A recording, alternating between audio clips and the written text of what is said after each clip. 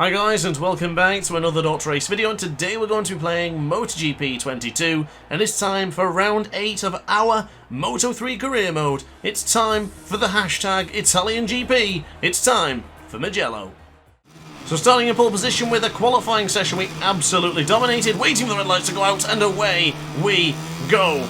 I'm starting off with power setting 2 because unfortunately the AI just isn't competitive enough when we use power setting 3, so dropping it down to power setting 2, and we'll use power setting 3 when and if we need it. But going into the first corner, getting the whole shot is of course rather crucial, but running it deep into San Donato, a mistake has been made, and Andrea Migno, the home star, the home hero, is going to go around the outside. It's Luco as Krang gets a very scary moment there onto the left-hand side, but into Poggio Secco.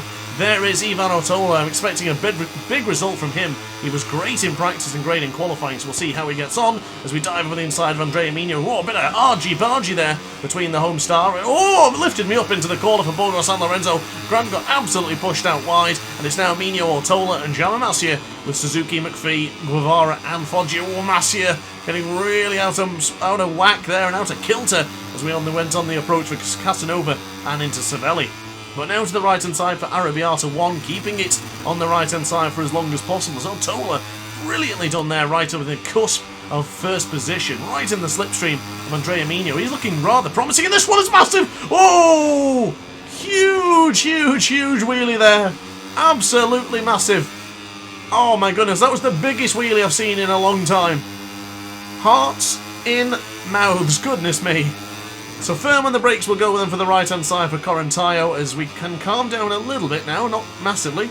But with the soft option front and medium rear, of course, we do need to start moving because the soft option is probably not going to last the duration of this Grand Prix. Bear in mind, it is a cloudy surf. Oh, Tatsuki Suzuki diving up the inside, beautifully done from the Japanese rider. But with it being a rather cloudy day here in Italy, the soft option might actually stick in there for now. So Migno Otola getting away with it a little bit at the front. Suzuki to the right-hand side, or at least ahead of me now. I'll use his slipstream as the lay-apart Honda man can try and get us up to the guys in the top two positions. Not using power setting 3 yet, as both riders just trying to avoid each other, giving the elbows out in a moment. Certainly going to kick off in just a second as we go on the approach to San Donato. But Otola back into the lead. Not seen him lead a Grand Prix since Portimao. Out of all the chances, unfortunately, did blow it. Like Dennis Foggia, Migno, Masia and the plethora of other riders who all seem to struggle into the Samsung corner for Portimao. But now into the right-hand side for Poggio Secco. Things are yet to be calm here in this Italian GP. We might have a lunge going over the inside of Andrea Migno. I do love a good move into the left-hander of Maserati, but it's not going to happen this time as we now launch it to the right-hand side and we begin our attack into Casanova and Savelli. Now, it's no secret of mine, but I am an absolute sucker for this particular part of track.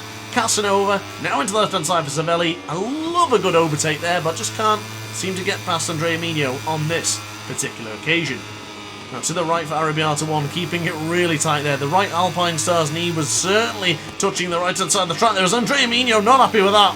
Not happy with that bit of a bump up the rear there from Grant. He's certainly not pleased, but go very firm on the brakes, slamming the anchors on for Scarpa here for turn 10. We got really close to touching Andrea Migno once again. These two have had some major battles in this very early stage of this Grand Prix. Masia in 4th place and probing for a chance of getting onto the podium. Otola doing a good job though in 1st position as things stand. So to the right-hand side briefly with the exit of Corantaio, launching it to the left and get ready for the attack for Biondetti 1 and 2 as we go a little bit too tight to the apex. You could give a metaphorical slap on the wrist to Grant there because it did look like he touched the green just ever so slightly, but we're still good for now. No particular penalty has been given as we now get the exit out of Bacchini. The heart rate is steadily rising, guys. We'll be keeping an eye on that one as it just increased to 121, but using the slipstream of both Andrea Migno and Otola, dropping it down into power setting 1 because I do feel like we can just absolutely blast from these guys. So I'm trying to keep things a little bit interesting, and just so you know, this was done before the update, so this video is pre-update. So if there's any changes since the update, like the AI not doing as well, then this was before, just so you know at least.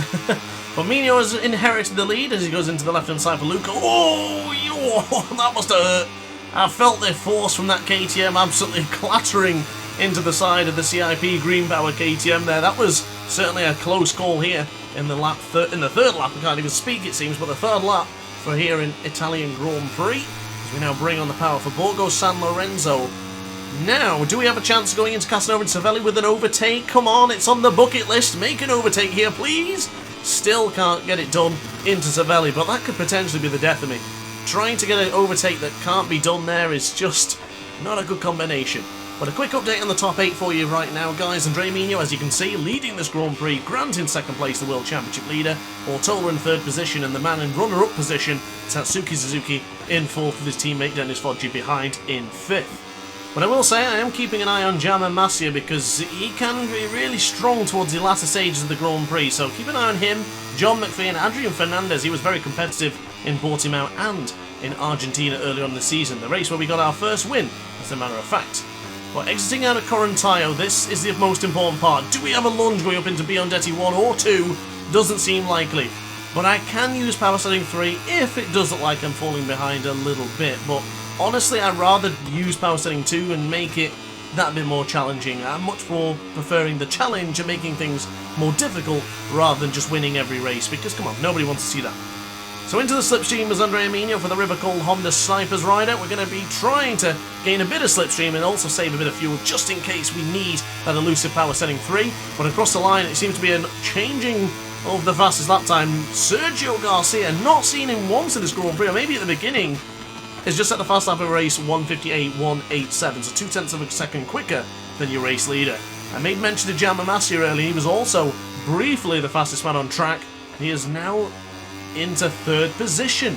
Ortola has lost the podium for the time being. Migno 0.2 of a second behind. Masia in third. I've got a good feeling about this one, guys. I think things are going to get pretty wild. I've dropped it down to power setting 1, and let's see if we can actually break away from Andrea Migno in the lowest power setting. I would begin to think we can't do it, and I hope that's the case. But going into the right-hand side for Casanova, keeping it tight to the apex, and then positioning the motorcycle for the left-hand side into Cervelli. Power setting 1. Migno's down. Andrea Migno's down. Andrea Migno has just absolutely blown his a chance in here of a brilliant result here in the Italian GP in his home track, but Gianma Masia has rose to the top. The cream always rises to the top, and it has done here today at Crop, I think the saying goes, as we now go into the right-hand side for Scarpria, coming around the outside, and then for the nice tight apex. That would be a lovely move. I guess it stuck. It kind of did. Put that in the DrAce archive tentatively, because we got the move done, but it did look a little bit messy upon execution. But running it too wide into Corantaio, you have to be very careful. You have to touch that drainage part there, and you can really, really easily lose it from. But going into Biondetti 1, carnage and contact is ensuing here into the second corner. Biondetti, oh, another bit of a wheelie there, ladies and gentlemen. Yellow flags out, green flags out, everything's out right now, and certainly elbows are out in this Grand Prix. And look at that. Dennis Foggia, for the first time in a long time, has not crashed.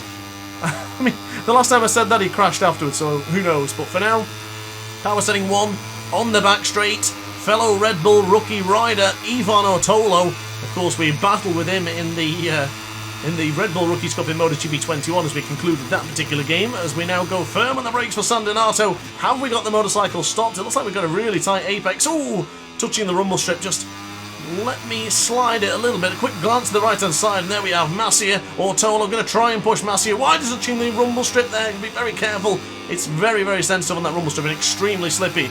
Down to power setting 1. I might have to consider 2 here, because I see Ortola pulling away ever so slightly. Foggia's going to get aggressive, and if Tatsuki Suzuki comes into it, then forget it. The most aggressive man we fought this season in Moto3, as Foggia will try and get up the inside. Oh, contact!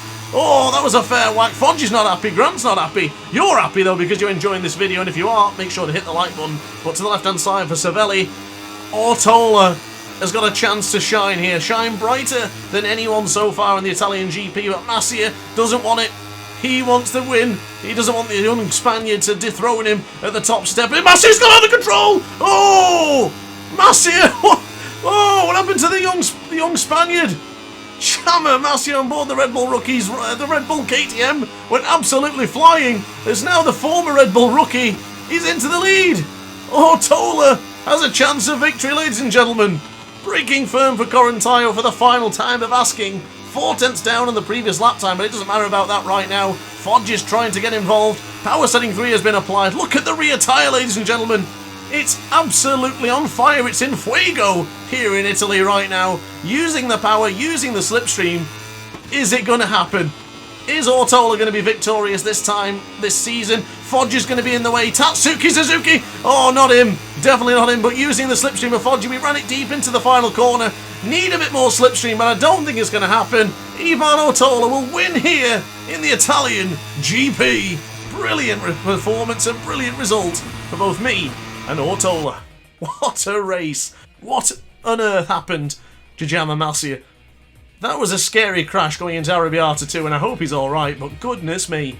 What a great race, and I'm happy that someone else has taken the top step of the podium, and this championship will still begin to be tight and competitive for now. And speaking of the championship standings, Tatsuki Suzuki still in second position, trailing by 68 points, but look at Ivan Ortola, the rookie, 71 points behind Grant. That's a lot of points to get, but who knows what can happen in the next couple of Grand Prix. So CRP Green Power still lead the way in the team championship, 38 points clear from Leopard Racing, and 103 and 105 ahead of MT Helmets MSI and Team MTA. Now we may have not got the Grand Prix victory, but I tell you what, I loved that race. That was a fantastic race, way better than I expected. Yes, we had to use power setting 1 and 2 to make it more competitive, but I have zero regrets. That was awesome. Thanks for watching, guys. If you enjoyed it, let me know in the comment section down below. Of course, if you really enjoyed it, be sure to hit the subscribe button, because rest assured, there's a lot more MotoGP 22 content like that coming very soon. Thanks for watching, guys, and ciao for now.